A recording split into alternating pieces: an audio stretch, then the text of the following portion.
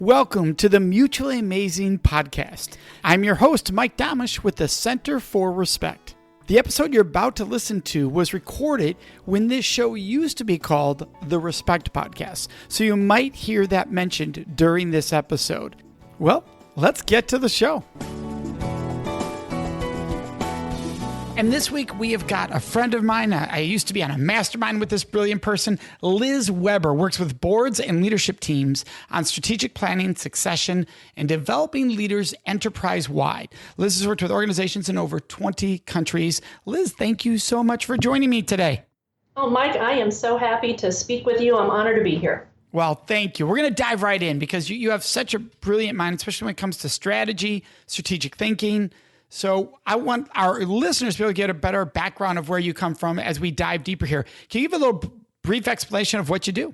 Sure. You somewhat alluded to it in the introduction. So very simply, what I do with my clients is typically three things. I facilitate their strategy retreats. So with company boards of directors, with the ownership team, with the senior leaders, I will work with them to have conversations to decide and discuss with them where they need to take their organizations over the next 2, 3, 4, 5 or more years to make sure they stay viable, relevant, and successful. So I facilitate strategic planning retreats. And then as part of those conversations, invariably to some degree, Mike, we will talk. So given how this organization needs to change 3 years from now to be viable, what does that mean for the type of talent and the people and the culture that you need here? So we talk with them then and guide projects on succession and workforce planning. And then the third thing that I do with my little team is we provide long-term leadership training and coaching to help the members of the management team or the board really develop stronger skills to lead the organization as it will be 2, 3, 4, 5 or more years from now. So that's what we do, is we kind of roll up our sleeves and dig deep with clients to really help them be better and stronger in the future. So you're right in the ears of the upper leadership, upper management of companies, corporations, the ones creating and really setting the boundaries of the culture of the organization. How do you think respect fits into a lot of organizations' thinking and actions? Well, I have to say with my clients, it's a big deal, and it's not just talk. I am very fortunate in that the clients that I work with, they want to create a good working environment for their employees, the stakeholders, the people that interact with them, because they understand that the stronger we can make this culture where people want to be here every day, people want to help us move this organization forward, people want to work together, they want to get better. The more they can help create that kind of a culture in an organization, they know realistically, you and I know, the more successful the overall organization is going to be, whether we're talking about a for-profit organization or a government agency that deals with conservation and ecological issues. So I am fortunate. The senior staff that I work with, they do not disregard the importance of respect, whether it's peer-to-peer, from the front line to the top or the top down. It's high on their list. And a lot of organizations are that way. They do care deeply, and yet they struggle with it, right? So I can definitely want to be a respectful culture and not have one. So where do you think that gap happens? Where people go from, I want to have that culture, but they don't see what they're already doing or what they're already setting up that's causing problems for that to exist correctly? Yeah. So it's actually interesting we're having this conversation now because we just started within the last 3 weeks working with a government agency that's got a new executive director. And this particular organization is doing a turnaround because prior leadership really created a hostile environment, a lack of trust, a lack of respect. And Mike, it's a lot of obvious things to you and me and many of your listeners, but they have such far-reaching implications. Basic things like lack of respect, it's like cutting off all training for employees because the budget is tight, and then cutting off any ability to purchase new equipment or repair current equipment because the budget's tight. So something like that equates in my world as a lack of respect because you're asking and somewhat demanding of your employees to work hard and to work innovatively, but yet you're not providing any training to help them learn new skills. You're not providing them any funding for basic maintenance or new equipment to stay current or even to stay productive. And you're forcing them to work in a situation that becomes ever increasing more challenging. And something as basic as that, to me, equates to a lack of respect. As a leader, I'm not respecting the challenges that I'm imposing upon my employees to do the basic good elements of their job. Yeah, and I think that's such an important part because a lot of times people think that it's purely language that we're talking about when it comes to respect. And yet the setup of whether I can even succeed here is a sign of whether I'm being respected or not, right? If I'm being set to failure. I was at an event this weekend with Keith Cunningham, the author of The Road Less Stupid, brilliant book. But he brought up something really important, that every time we say yes, we have to say no. So I can't add something to my employees' task list without taking something off of it. Otherwise, I'm overwhelming them, and that is a clear lack of respect. In my opinion, I consider that lack of respect because you're saying, I can just keep maxing you out with no respect for your capacity. Absolutely. And, it's other things like just looking around our workforce. And is our workforce representative of the customers that we serve?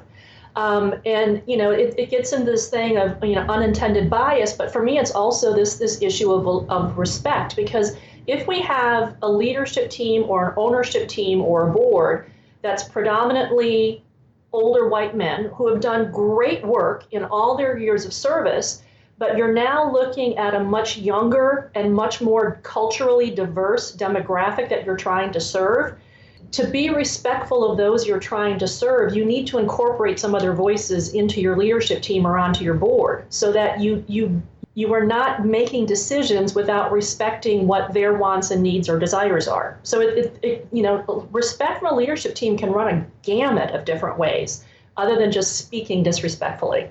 Well, yeah, and you bring up a great point there, which is even in those moments, some boards will push from, we don't need to change who we are because we've gotten to where we are. But some will be, okay, let's add a woman. Yeah. Which is, in other words, it's a token move. It's not really an investment in what are we going to need to look like in this room 20 years from now, 10 years from now, 5 years from now, and what's the journey to get there versus what's the quick Band-Aid move. Bring in a woman, bring in a minority. You get a minority woman, you know what I mean, that you bring in and suddenly they view it differently that way. Yeah, so the whole idea with leadership respect is looking from, at least with my clients, is trying to get them to look more holistically at how do we create an environment that takes away as many distractions, and I call them roadblocks, from our employees as we possibly can, so that we are allowing them to do the jobs we're asking of them and that we're paying them to do.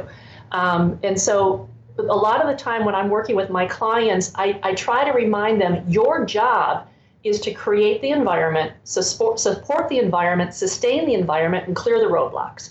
If you do that, your team can thrive. How do people respond to that? Because that's not what they think of when they think of a respectful culture, and yet it's key to it.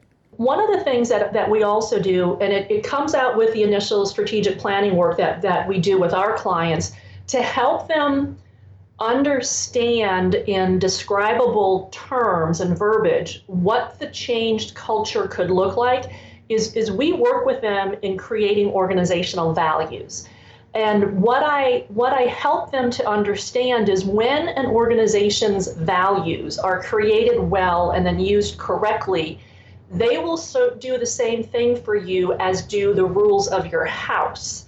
So what I mean by that, for instance, Mike, I know you've got sons, but let's say, for instance, one of your boys, when he was 14 years old, let's say that you were gone, your wife was gone, and he decided, because he wasn't at school that day, that he was going to have a party at your house. He posted it on the internet and went viral through all his social media platforms. And at the end of the day, when you were driving home, you drove down the road towards your house, and you could see your house behind all these trucks and cars and motorcycles, and you saw your beautiful son in the front yard walking around with a red Solo cup and kegs of beer. Might you be a little bit frustrated with him when you saw him? Yes. Yes, okay. So what I'm getting at here is my hunch is, because I know you, my hunch is that all you would have to do is walk towards your son and he would see you that life as he knows it is over, because he has probably broken so many of your house rules.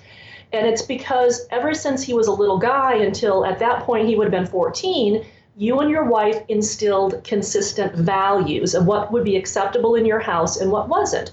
And when he chose to do something outside those values, you imposed some kind of disciplinary action. Well, the same thing can happen in an organization when there are organizational values that the leadership team helps identify and create to say, these are the specific behaviors that we need to see not only of ourselves, but of every employee who works here, takes a paycheck here, or who has volunteered to be a part of this organization. We need to see these values day in and day out, because these values are the house rules. And when we all do them, this becomes a really good place for us to work together because we have similar values, and it's going to allow us to move this organization forward. So like some values are things like share knowledge, be respectful of others, support a positive environment, whatever the behavior is that your organization needs to sustain or create a more positive, respectful, and supportive environment. That's what you include in your values. And then the management teams, it's their job to, as I say, enforce the values, to make sure that the house rules are being followed.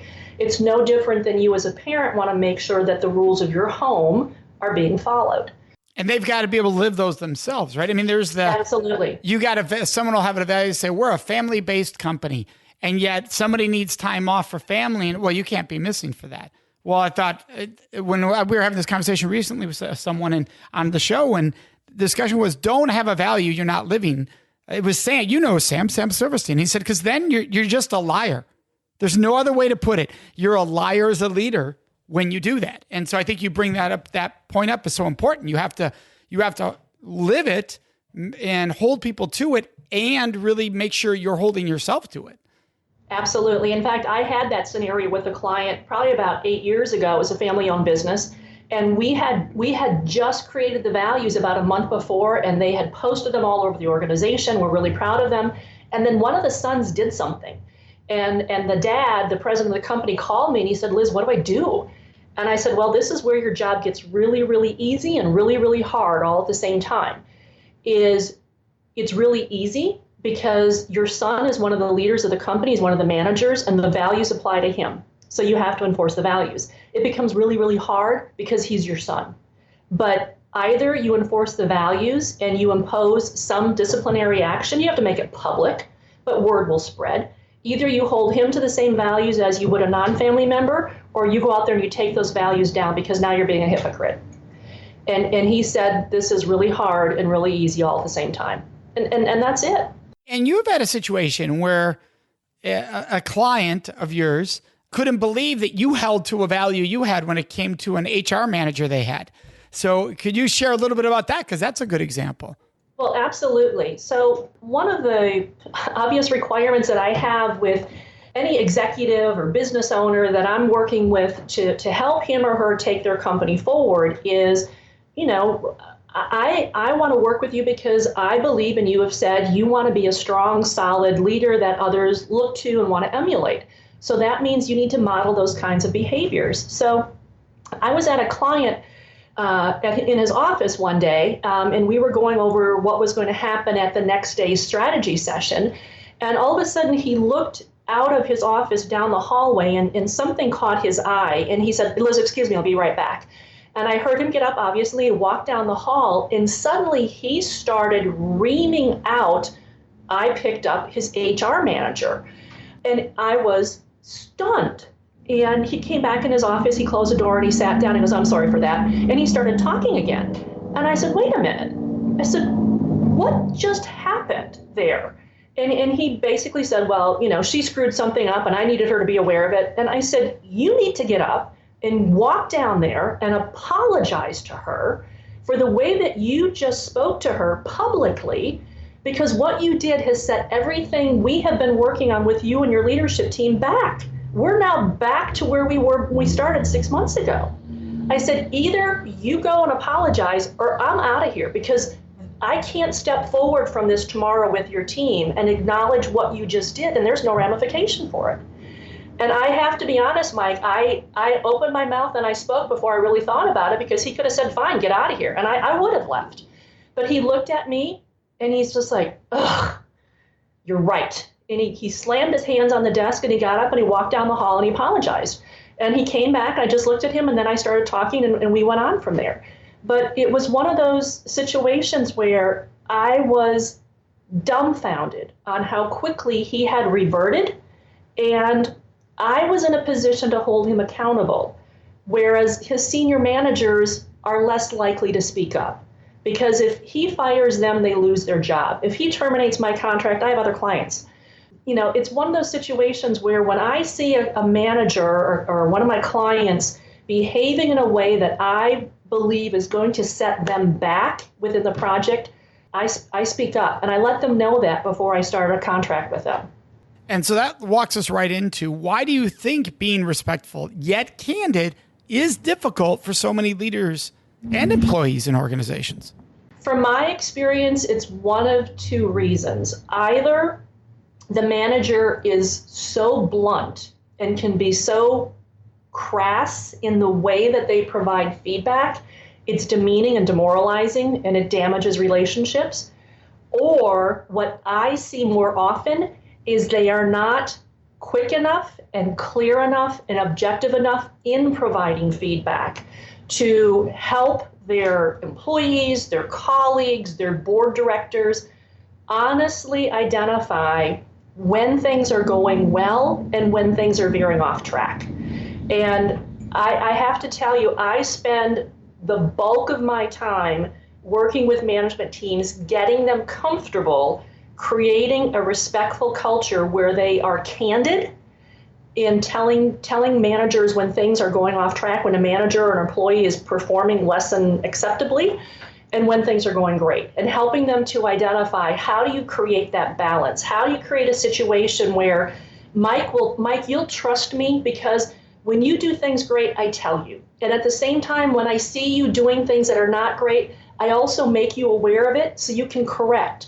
And so over time, you trust that I will give you balanced feedback because I want you to succeed. And I respect you and you respect me. And because we have this history of sharing positive reinforcement and kudos, as well as every now and then I might pull you aside and go, Mike, listen to me. This is getting serious. And we can sometimes have a fairly firm conversation because we have that balanced relationship.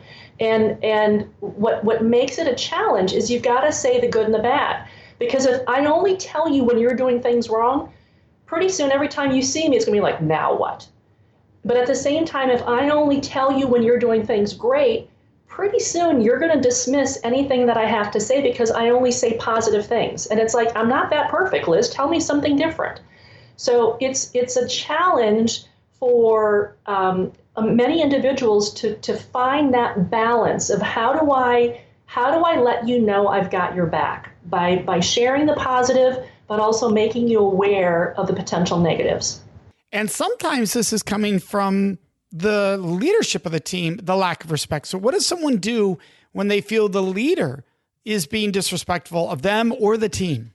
That's a challenge, depending upon how dominating and domineering the leader can be. And it's one of those situations where, a manager will sometimes call me and say, what do I do? And all I can suggest is, how comfortable do you feel asking your manager if you can, talk to him or her in his office for 10 minutes? And just when you have the conversation, say, I just wanted to talk to you about the situation that happened this morning during the staff meeting or during the XYZ project debrief. Because when you said this and then interrupted me in front of the client, what it made me feel like was, you just took all of my clout in front of that client, you took it away. Or, I want them to be comfortable having a conversation with the manager and having them understand the ramifications of their actions. But if they don't have a comfortable relationship with their manager, that's hard to do. It's hard to make a manager that's in a more superior position understand and accept when he or she is veering off track if they're not open to it. So, one of the things that I tell managers more often than not is look what you can do within your zone of influence, which means how do you model leadership? How do you model respect? How do you deal with situations when you have been disrespected? Do you fly off the handle, or do you stay calm and talk through that scenario and ask for further examples, more specifics, a better understanding of where that comment is coming from? So it's all in, do you have the ability to have a comfortable conversation one-on-one with your manager, or are you better suited to basically try to stay calm in the moment and ask for more clarification, ask for more information, ask for better guidance on how to handle it going forward? And, we're all imperfect along this journey. So can you think of a time where you didn't realize that you created a moment of disrespect that you were like, whoa, afterwards, I didn't even realize it was going to go that direction or that it would be taken that way? Actually, when you're asking that question, Mike, what pops into my mind is the first time I had to terminate an employee. Honestly, even before I had the meeting with her, I needed to, I'm just going to be very blunt, I needed to step into the bathroom because I thought I was going to be ill. Because I knew in my heart and in my head that I had not given her enough warning that she was heading in a direction that was not going to be beneficial for her or organization. And I was going to blindside her when I fired her. And I did. And it was a situation where I realized, because I had not been courageous enough and shown her enough respect along the way to be very clear in my feedback to her, that I was blindsiding her. I was surprising her by this. And I promised that day that I would never, ever do that to another person or myself again, because it was not right. Now, granted, things that she was doing, she was going to be terminated at some point or other anyway, but it doesn't justify that I did not do my job along the way of speaking up earlier and speaking often and giving her very clear guidance and very clear choices of correction.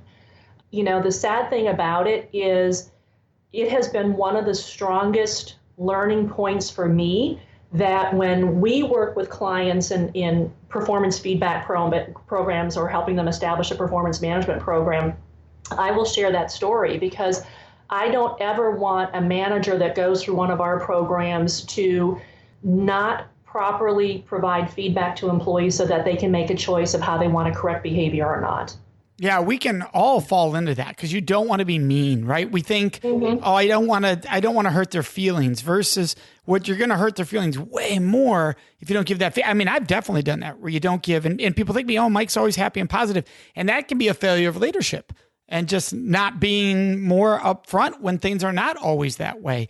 And being able to discuss what the benchmarks are, the standards are that need to be followed or need to be monitored or tracked, whatever it is. So that's such an important lesson. So I appreciate you sharing that with us. And Liz, you're the leader of your own company. So what does respect mean to you? What respect means for me, and what we try to do here with my little team, is I want to ensure that the employees that work with me, whether they're here in the office with me or virtual, that they are comfortable enough when we have our conversations during our weekly meetings or interactions, that they are comfortable in pushing back when they disagree with me, when they have a different opinion, or when they think that we are doing or I'm suggesting something that is just out and out wrong. And it sounds pretty basic, but Mike, I can tell you, for one of my team members, it took about 8 years of her working with me before she was comfortable with that, because it was just not part of her nature before. She had never worked in an organization where she was encouraged and expected to speak up and disagree with the leader or the manager. I want them to show me the respect of sharing their true voices and their true opinions with me, because goodness knows I don't have all the ideas. And I'm hoping that by of encouraging them to have a voice, that I'm being respectful of them as well. because I really want everyone that works with me to continuously be learning and growing and challenging and want to do something different. And if they don't have a voice in saying, what we should try or what we shouldn't try, I don't think I'm being true to that promise that I try to make to them of creating a challenging but encouraging culture here. So the long answer to that is, but respect is I really try to make them be a true active part of my team. Well, it really sounds like you're creating a safe space, right? That's the key to all of that, for them to be able to speak out. And you've been on a national board for a professional association. You're currently on an international board. How do you think this power that can happen when it comes to boards, or respect or lack of thereof, impacts boards? Well, one of the things that I see with boards when I join them or I'm working with them is it's very similar to what we do with the leadership team. If the board is not functional, if the time that they are working together virtually or in person isn't functional, to me, that's a lack of respect. It's a lack of respect for their responsibility as a board director or trustee. It's a lack of respect for one another because they're not prepared or they're not having a fluid conversation that gets to decisive points. And so the whole idea of respect on a board is respecting what is your role, what is your responsibility, what is the best use of your time together, whether physically or virtually when you're meetings. So respect on a board has a number of different elements to it. And sometimes it's just simply making the board directors aware of a better use of their time so that when they are together, they're more productive, they're more effective, and they're more respectful of one another as they interact and do their role on the board.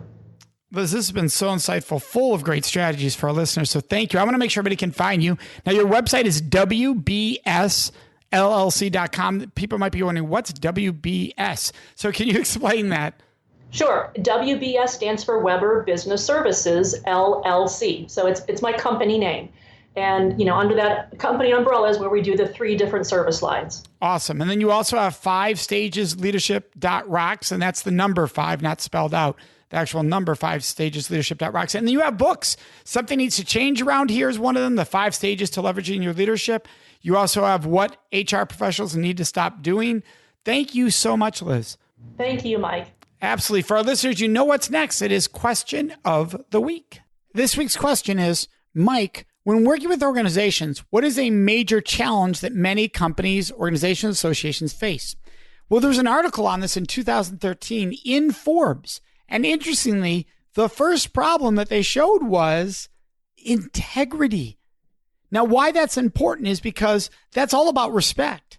When you think of an integrity, that is, do you respect your word? Do you respect the word of those in your organization? Are their words respected? Do you live by your core values? Do you actually respect those core values?